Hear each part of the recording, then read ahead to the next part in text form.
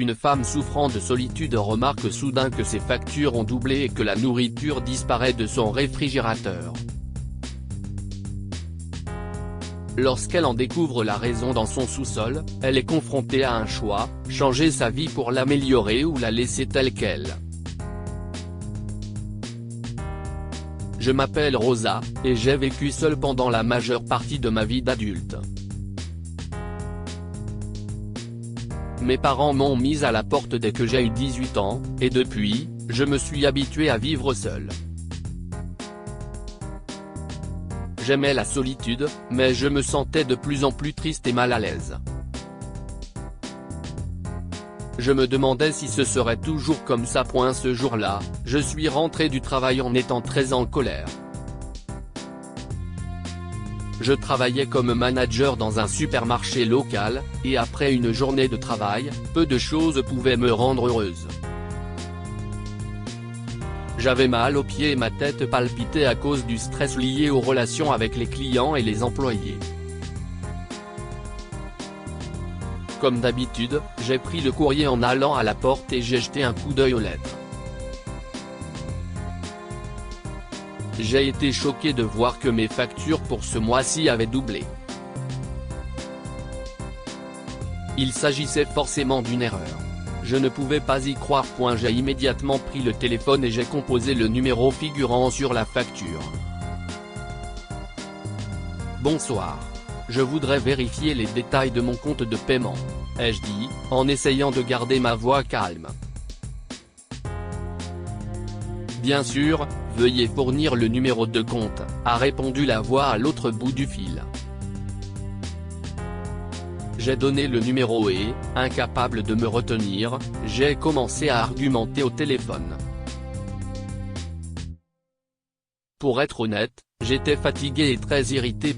Ma facture a doublé depuis la dernière fois. Ce n'est pas possible. Je ne suis presque jamais à la maison. J'ai presque crié en faisant les 100 pas dans ma petite cuisine. Madame, je comprends votre frustration, mais les chiffres ne mentent pas. J'ai vérifié les données, et il n'y a pas d'erreur. Je suis vraiment désolé, a expliqué l'opérateur, l'air à la fois ennuyé et désolé. Oh, vous allez le regretter. Passez une bonne soirée. J'ai raccroché le téléphone avec un claquement frustré. À ce moment-là, je voulais déposer une plainte partout où je le pouvais, mais en ouvrant le réfrigérateur, j'ai remarqué quelque chose d'étrange. Je me souvenais très bien d'avoir 3 paquets de yaourt, mais il n'en restait plus qu'un. En y réfléchissant, j'ai vérifié le reste de la nourriture, et il semblait que tout disparaissait lentement. Cela avait commencé il y a plus d'une semaine. Quelque chose ne tournait pas rond, et soudain, j'ai entendu un bruit étrange provenant de mon sous-sol. Mon cœur a battu la chamade dans ma poitrine. J'ai vu la porte du sous-sol légèrement entrouverte et j'ai pris peur. J'ai pris une poêle à frire sur la cuisinière, en la serrant fermement avec des paumes moites. Lentement, j'ai descendu les escaliers, chaque marche grinçant sous mes pieds. Je descendis prudemment, balayant le sous-sol du regard, la poêle à frire dans les mains au cas où j'aurais besoin de me défendre. L'air froid me faisait frissonner, et la faible lumière rendait les ombres encore plus menaçantes. Soudain, j'ai entendu un bruissement derrière moi et je me suis retourné brusquement, le cœur battant la chamade. Qui est là ? Ai-je appelé, ma voix résonnant dans le petit espace. Il y eut un autre bruissement, plus proche cette fois. Sortez maintenant, ou j'appelle la police, ai-je menacé, en serrant encore plus fort la poêle à frire. S'il vous plaît, ne. Une voix d'enfant a surgi de derrière la pile de vêtements.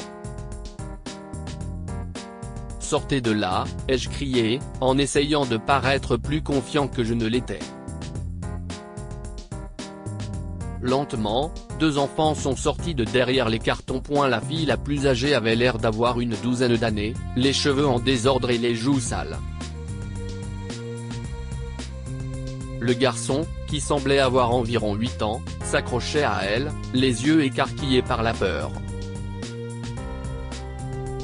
J'étais choqué et j'ai immédiatement commencé à poser des questions. D'où venez-vous? Où sont vos parents? La fille a parlé la première, la voix tremblante. Je m'appelle Marie, et voici mon frère Bob. Les enfants sont restés silencieux après cela, évitant mon regard. J'ai répété mes questions, mais ils sont restés bouche bée. La frustration est montée en moi. Si vous ne commencez pas à parler, je vais appeler les services de l'enfance, ai-je prévenu. À ce moment-là, Bob s'est mis à pleurer, de grosses larmes roulant sur ses joues sales. Marie l'a entouré de ses bras, ses propres yeux se remplissant de larmes. S'il vous plaît, ne les appelez pas, a-t-elle supplié. Nous nous sommes enfuis de notre foyer d'accueil parce qu'il était méchant avec nous. J'ai été interloqué mais j'ai décidé d'écouter. D'accord, dites-moi tout de suite, ou j'appelle les autorités, ai-je dit fermement, bien que mon cœur se soit adouci. Marie a pris une grande inspiration et a calmé Bob avant d'expliquer leur situation. Il y a environ une semaine, nous nous sommes enfuis de notre famille d'accueil. Ils nous traitaient très mal. Nous devions vivre avec d'autres enfants dans une petite pièce, et nos parents d'accueil nous parlaient à peine. Ils ne nous laissaient jamais sortir. Nous avions toujours faim. Entendre leur histoire m'a rendu furieuse. Comment peut-on traiter des enfants de cette façon?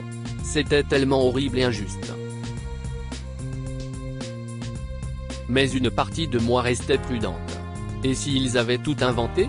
Après tout, ils s'étaient introduits chez moi et utilisaient mes affaires. Mais je ne pouvais pas les jeter à la rue. En regardant leurs yeux tristes, j'ai ressenti une pointe d'empathie. D'accord, ai-je dit doucement. Montons à l'étage et allons vous chercher quelque chose à manger. Nous réglerons tout le reste plus tard. J'ai préparé aux enfants des sandwichs au beurre de cacahuètes et j'ai réchauffé du lait, ce qui était plus que suffisant pour les rendre heureux. Ils ont dévoré les sandwichs et leurs sourires se sont élargis à chaque bouchée. En observant leur visage, j'ai senti quelque chose de chaud en moi. Je n'ai même pas remarqué que j'avais commencé à leur sourire. C'était un sentiment nouveau que je n'avais pas connu depuis longtemps. La simple joie de voir quelqu'un d'autre heureux. Mais je me suis vite ressaisi, car ce n'était ni le moment ni l'endroit pour de tels sentiments. Je ne pouvais pas les garder. Je devais décider de ce que je ferais des enfants. Mon esprit était envahi de questions et d'inquiétudes. Où iraient-ils? Seraient-ils en sécurité? Pendant qu'ils mangeaient, j'ai pris ma décision. J'ai pris le téléphone et j'ai appelé la police, expliquant que j'avais trouvé 2 enfants cachés dans mon sous-sol. L'opérateur m'a assuré que quelqu'un serait envoyé immédiatement. Une demi-heure plus tard, on a frappé à ma porte. J'ai ouvert et j'ai trouvé 2 officiers de police, ainsi qu'une femme qui prétendait être la mère des enfants. Sa présence m'a fait froid dans le dos. Lorsque Marie et Bob l'ont vu, ils ont été terrifiés. Bob s'est mis à pleurer et s'est caché derrière Marie. La femme s'est présentée comme Leslie et a immédiatement exigé qu'on ne lui remette les enfants. Ce sont mes enfants, et ils doivent rentrer à la maison avec moi, a-t-elle dit avec force. Je me suis tourné vers les agents pour leur demander leur soutien. S'il vous plaît, aidez-moi à comprendre ce qui se passe, ai-je imploré. Les enfants m'ont raconté une autre histoire. Les officiers ont hoché la tête, et l'un d'entre eux s'est avancé. Madame, nous devons vous poser quelques questions, a-t-il dit à Leslie. S'il vous plaît, calmez-vous pendant que nous réglons cette affaire. Leslie a commencé à se comporter de manière agressive, essayant presque de force d'entraîner les enfants hors de chez moi. Leur place est chez moi, criait-elle, le visage tordu par la colère. Je ne pouvais pas permettre cela. J'ai pris la défense des enfants, ressentant un élan de protection. Ils n'iront nulle part s'ils ne le veulent pas, ai-je dit fermement. Quelque chose en moi s'est réveillé, et mon corps a bougé tout seul. Je savais que je ne laisserais plus ces enfants souffrir. Les agents sont intervenus, séparant Leslie des enfants et la calmant. Ils ont demandé à Marie et à Bob de raconter à nouveau leur histoire. Tenant fermement la main de Bob, Marie a courageusement répété tout ce qu'elle m'avait dit. Les policiers ont écouté attentivement, prenant des notes et posant des questions. 1 heure plus tard, l'un des officiers a reçu un appel. Après une brève conversation, il s'est tourné vers nous avec une expression sérieuse. Les enfants disent la vérité, a-t-il déclaré. Leslie et son mari ont créé des conditions terribles pour ces enfants et ont mal utilisé l'argent de la protection de l'enfance.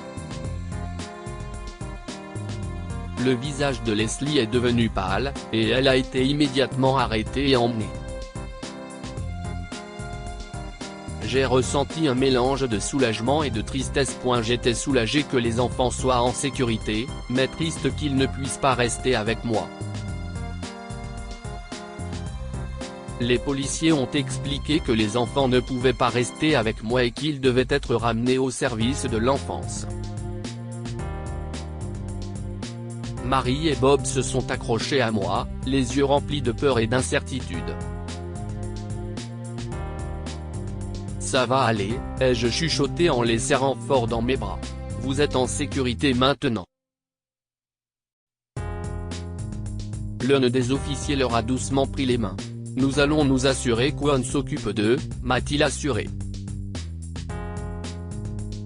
Lorsqu'ils sont partis, je suis resté dans l'embrasure de la porte, les regardant partir. Ma maison me semblait plus vide que jamais. Mais je savais que ce n'était pas la fin. Je devais faire quelque chose de plus pour ces enfants. Ils avaient ouvert une porte dans mon cœur, et il n'était pas question de la refermer maintenant. Après un mois de paperasserie et de bureaucratie, j'ai finalement trouvé un moyen d'arranger les choses. Ce n'était pas facile, mais j'étais déterminé.